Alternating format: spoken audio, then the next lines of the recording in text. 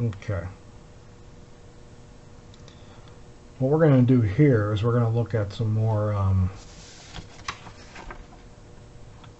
we're going to look at some properties of quadratic equations and, all the various pieces of information that are associated with quadratics. So as you already know, this is the standard form of a quadratic equation.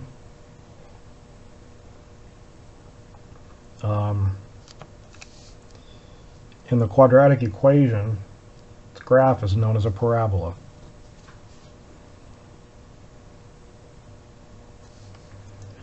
So one thing about the graph of a quadratic is leading coefficient.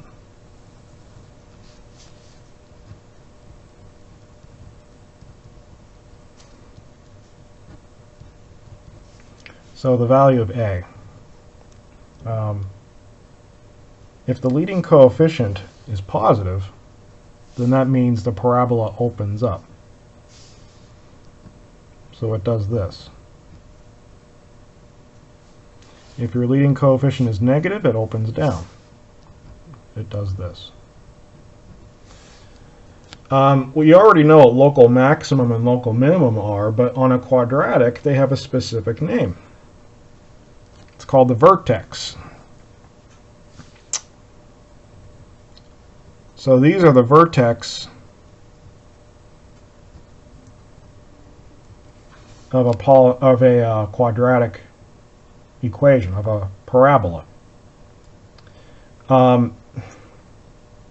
vertex could either be a minimum or a maximum, depending on if the leading coefficient is positive or negative. So, these are the two variations you can have.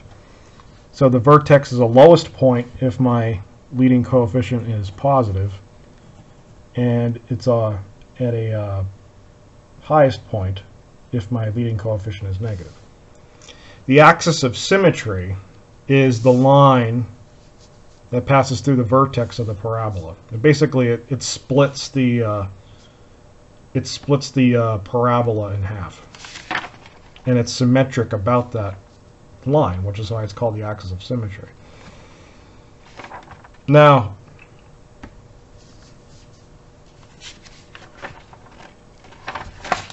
in general, if you want to find the vertex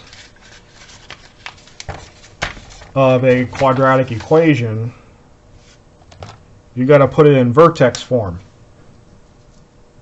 So on the next page, you don't know what that looks like yet, but I'm going to discuss it here. And actually, in your notes, there is a way you could do it by using computation, which is right here. So if you're given a quadratic equation in this form, in standard form, you could find the vertex by calculating this ordered pair. Negative b over 2a, comma, the function at, it should be negative. I'm missing a negative there. It should be negative b over 2a.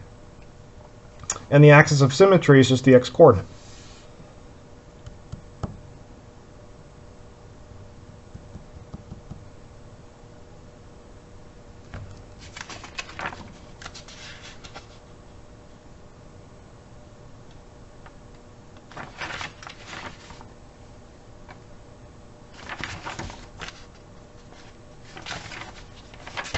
Now, let me make a note of this here. Note, to find the vertex of a quadratic equation, you generally need to complete the square.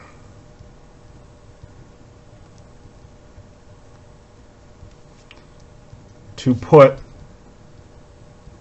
it into vertex form. of a quadratic.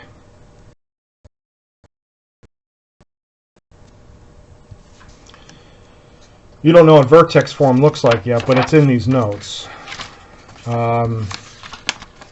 It's right here. It's on page 5 of these notes. And basically a vertex, you just need a vertex and one other point. And then you can plug them into here. But, you know, you'll see this later in the notes. But this is the vertex form. And you could go from standard form to vertex form. You could go from standard form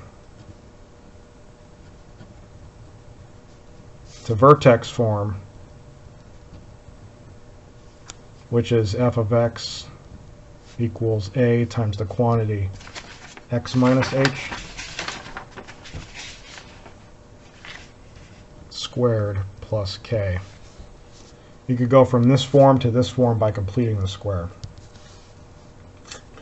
Or you could just calculate the vertex by identifying the b and a coefficients and evaluating them. So there's my function.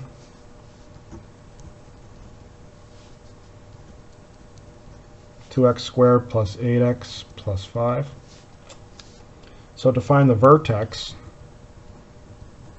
you just calculate the order pair negative b over 2a, comma, f at negative b over 2a. And that'll give you the vertex, which in this case is going to be what? So my a value is 2, my b value is 8, my c value is 5. So I'm going to have negative 8 over 2 times 2, comma, f at negative 8 over 2 times 2.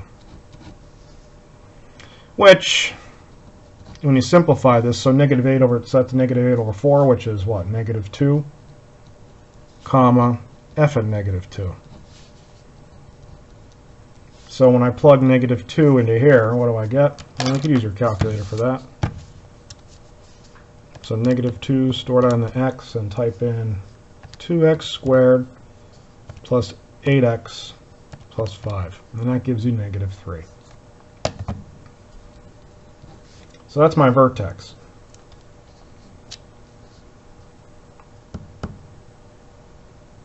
The axis of symmetry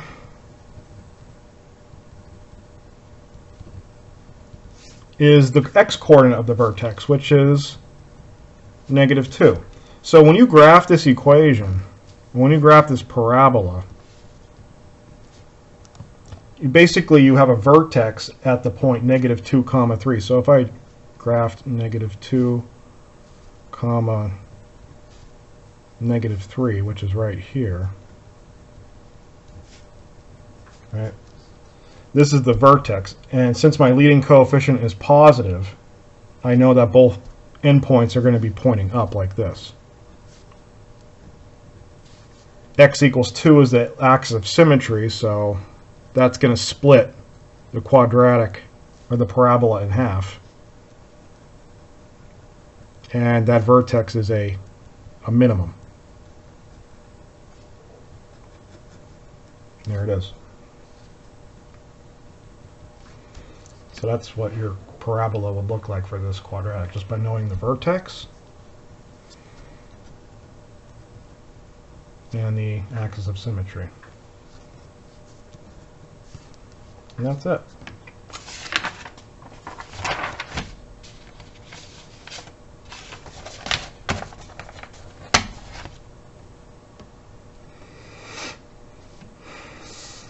So on the next page, excuse me. Oh, excuse me again. I'm actually going to make this video in 2 sections, so I'm going to stop at the end of this one. This will be part 1, and then part 2's video is already made. So if I want to find the vertex and axis of symmetry of this one, well, just do what I just did. So does f of x open up or down? Well, my leading coefficient is negative 2. Since that's negative, that means it opens down.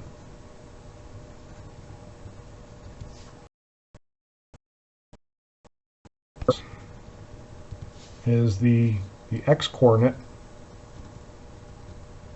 is negative b over 2a, which here is going to be negative 8 over 2 times negative 2, which is going to be what? Negative 8 over negative 4, which is positive 2. My y-coordinate of the vertex will be my function at 2. So plug 2 in here. 2 stored in x.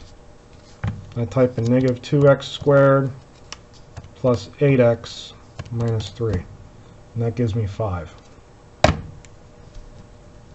So my vertex is the order pair 2, 5. The axis of symmetry is the x line x equals 2. So if I graph this on a coordinate system, my vertex is 2, 5, so I'll go over 2, up 5, 1, 2, 3, 4, 5. So that right there. I know it opens down because of my leading coefficient. So it does that. And my axis of symmetry was this line right here, x equals 2. That splits the quadratic in half. So my parabola looks like this. That's my vertex.